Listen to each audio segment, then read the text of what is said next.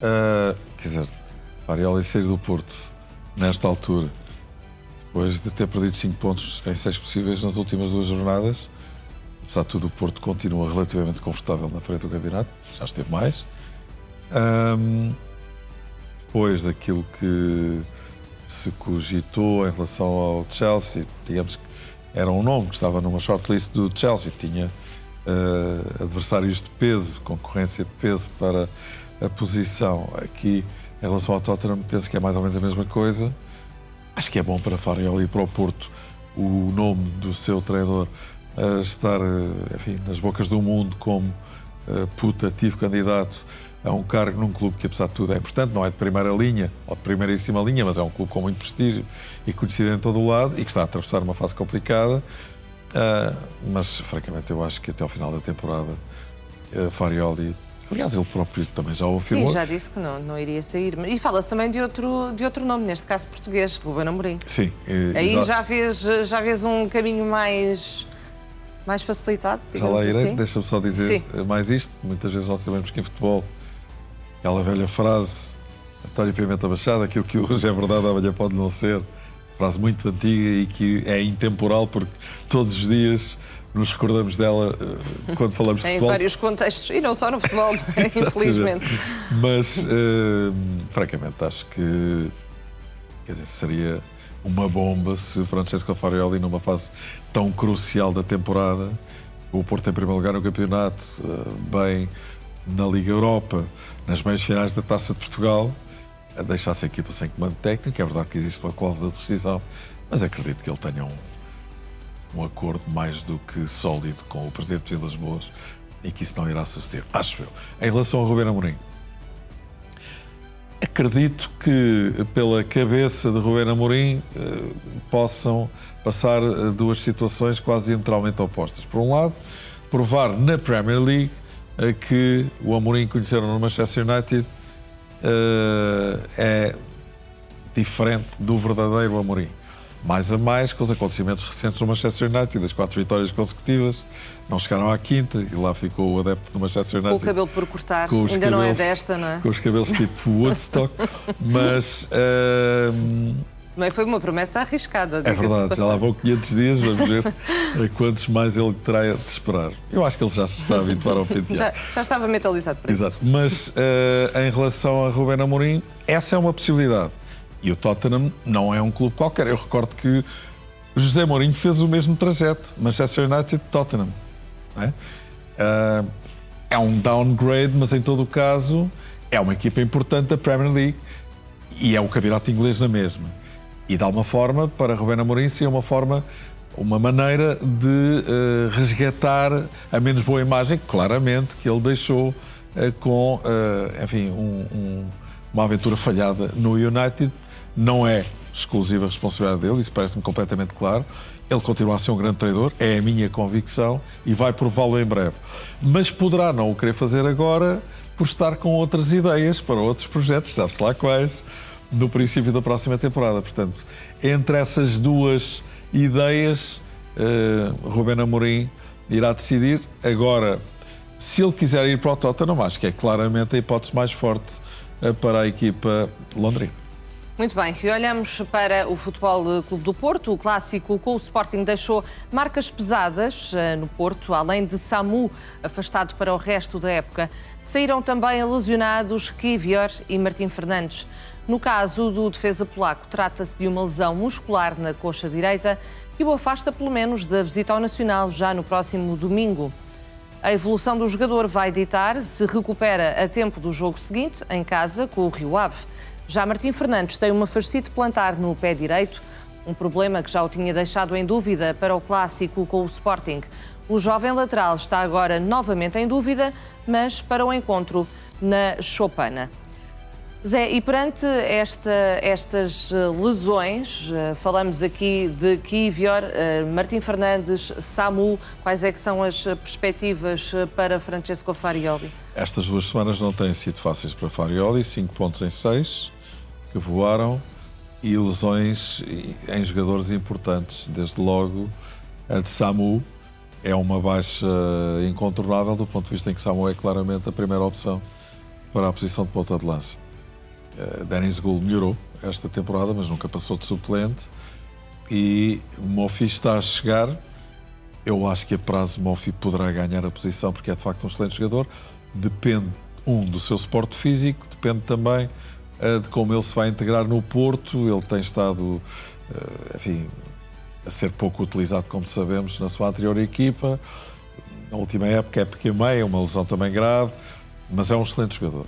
Portanto, eu acho que assim de repente atrevo-me a dizer que Moffi será o homem que irá estar no eixo do ataque do Porto, não neste jogo no domingo. Eu acho aí que Denis Gould vai ser titular, por razões e o que é que mais podemos ou menos esperar óbvias. para esse jogo, precisamente tendo em conta estes afastamentos? Em relação a Kivior, já agora deixa-me só dizer, estamos a falar de um jogador também muito importante, mas há Tiago Silva, e por isso creio que não é por aí que as coisas abanarão, pelo menos neste jogo frente ao Nacional, mas é um jogador com certeza importante. São de Martim Fernandes também, digamos que não é uma situação muito grave, e o Porto terá, enfim, Alberto Costa, Moura, que tem sido até muito criticado, de forma injusta, evidentemente, são situações que acontecem em futebol, lance do penalti, portanto, digamos que para as laterais não existirão grandes problemas para Farioli. Na posição 9, sim, claramente. Eu acho, já defendi isso aqui ontem, que porventura a ausência de Samu poderá abrir perspectivas de maior utilização de Moura. Não porque ele vai jogar na posição de número 9, não é? Isso está em causa. Eu acho que Denis Gould vai ser o titular do Porto frente ao Nacional. Mas porque é preciso, sem Samu, o homem que marca os golos do Porto, mais gente que crie desequilíbrios, que tenha aproximação à área, que crie ensejos, situações para finalização. E desse ponto de vista, estou a pensar, por exemplo, num meio-campo do Porto com Pablo Varela, com Froholt e Moura mais à frente, com dois extremos e Gould. É uma possibilidade.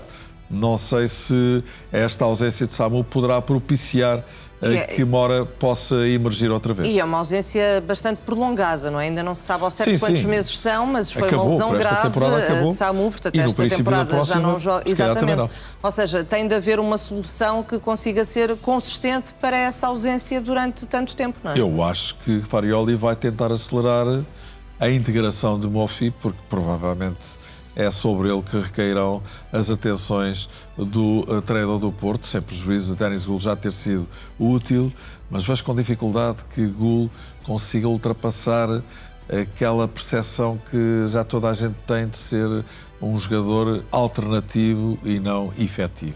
Mas de repente pode surpreender e até aparecer a alto nível. Recordas de Tony Martínez, um jogador que esteve no Porto durante muito tempo, era um suplente de muita qualidade, era muito útil, quando entrava marcava, jogador muito combativo, quando jogava de início não era exatamente a mesma coisa. Quer dizer, eu acho que Tony Martínez era melhor do que Denis Gould. Portanto, é fácil perceber, na minha opinião, as dificuldades que Gould poderá vir a ter eventualmente para se fixar como titular na equipa do Porto. Mas, mais uma vez, recordo as palavras de Pimenta Machado.